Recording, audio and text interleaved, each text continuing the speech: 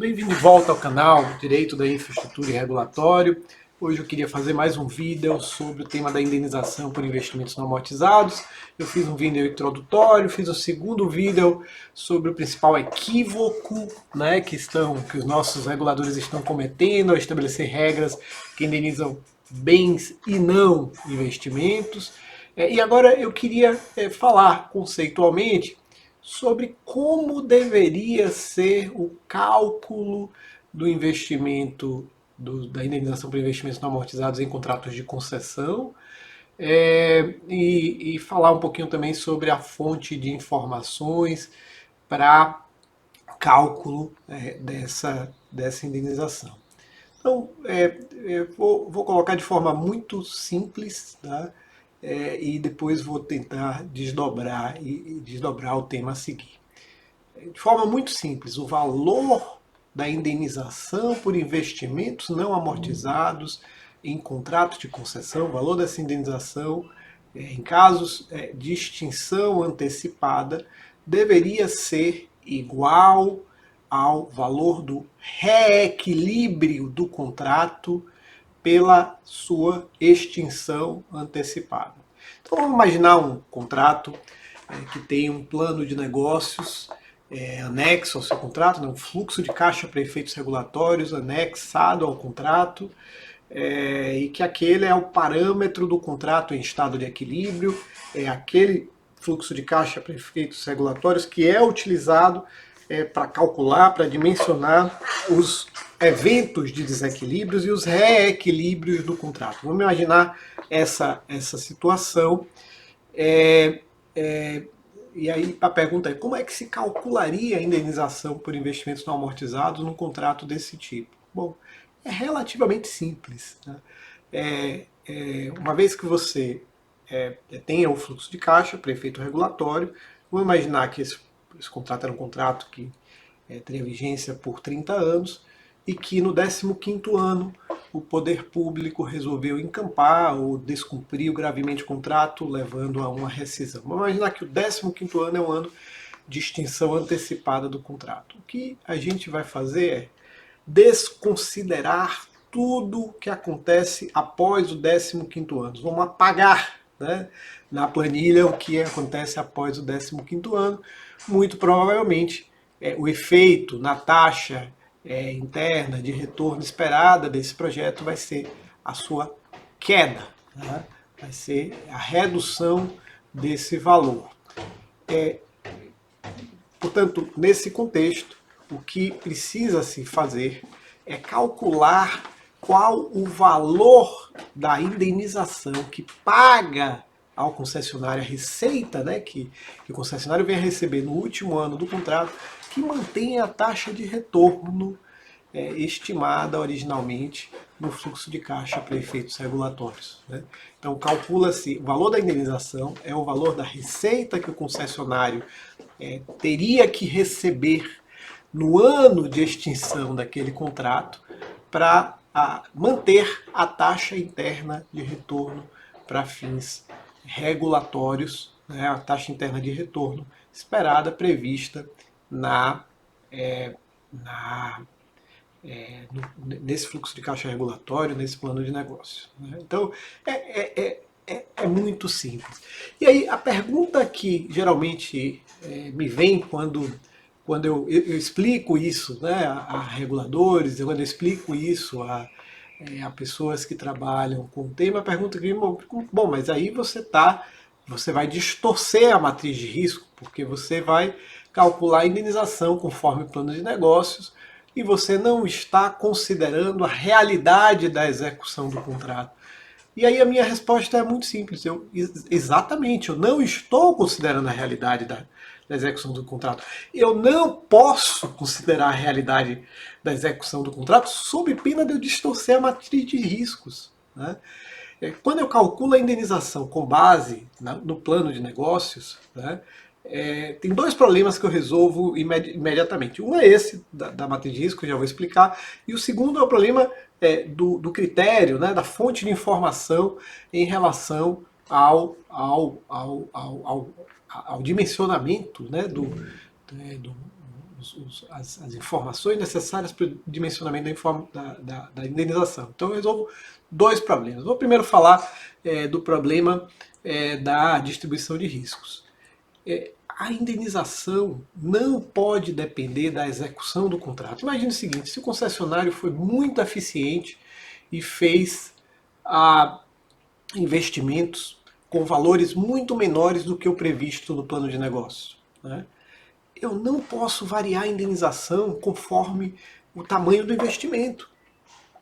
Alguns dizem, não, se ele gastou menos para investir, a indenização tem que ser menor. Não, isso está errado. Se ele gastou menos para investir, o risco de variação do custo de investimento é dele. Então, se ele gastou menos, ele se apropria do que ele gastou a menos, né? Se ele gastou a mais, ele tem que perder porque ele foi ineficiente. Então, a indenização não pode mudar essa circunstância. Se o concessionário foi mais eficiente ou menos eficiente no investimento que ele fez, isso é um problema dele. Ele se apropria, porque o risco, né, de mais eficiência ou menos eficiência na realização do investimento é do concessionário. Então a indenização tem que ser fixa, para que você não altere a realidade de que o concessionário recebeu, vai se apropriar, se ele tiver sido, né, eficiente na realização dos investimentos, na realização das compras, das obras, etc. E ele tenha perdas, né, se ele foi ineficiente. Né?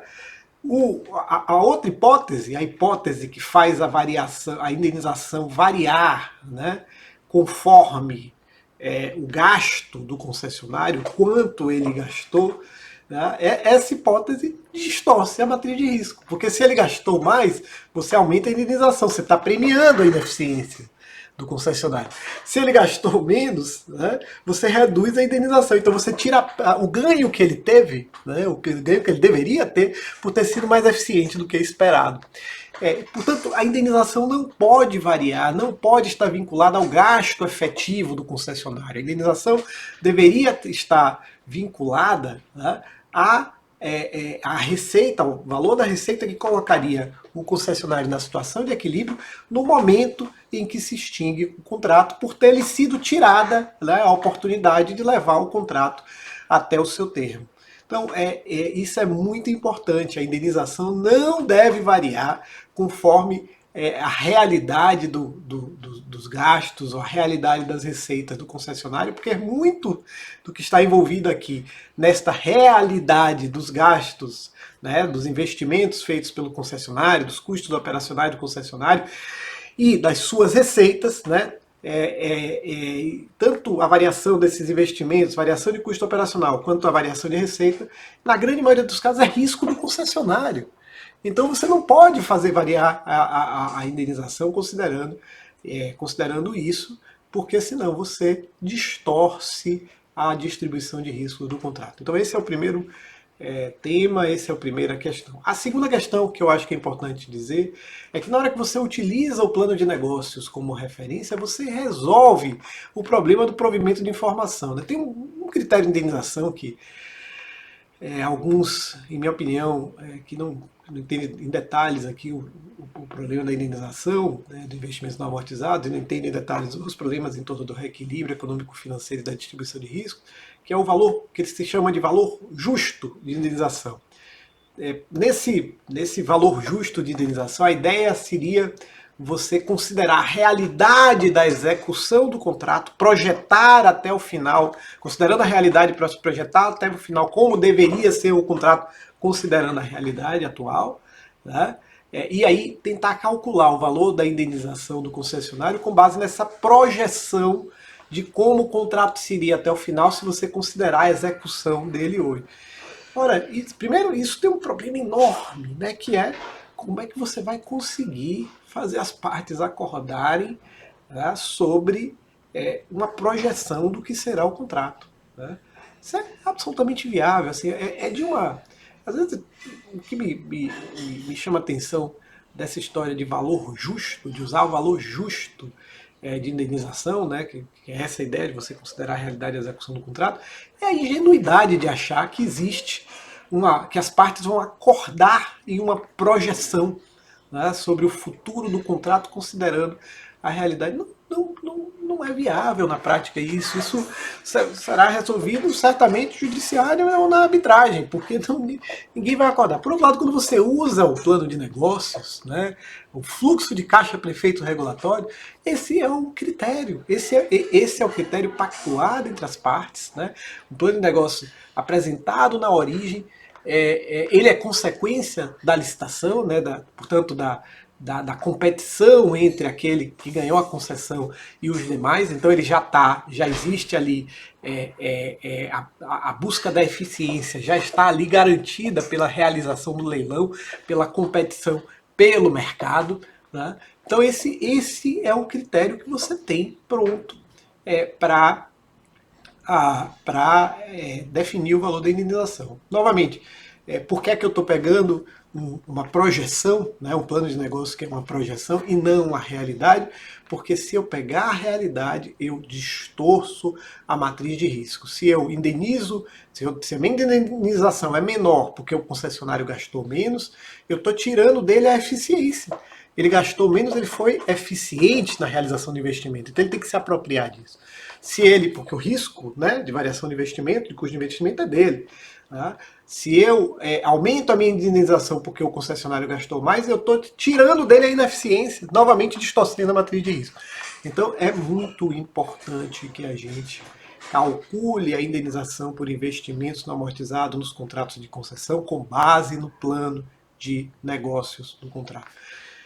Era isso que eu queria falar com vocês hoje. Nos próximos vídeos eu vou tratar dos temas aqui, dos detalhamentos e dos desdobramentos disso que eu estou falando hoje. Vou mencionar, no próximo vídeo eu acho que eu vou focar na regulação discricionária, explicar um pouquinho porque é que eu acho que no regime de regulação discricionária talvez não faça sentido usar esse critério que eu estou dizendo que é o critério adequado para o caso dos contratos de concessão. Muito obrigado pela sua audiência. Se você gostou do vídeo, por favor, curta embaixo, se inscreva no canal para receber as atualizações. Eu volto em breve falando um pouco mais sobre indenização por investimentos não amortizados em contratos de concessão e PPP.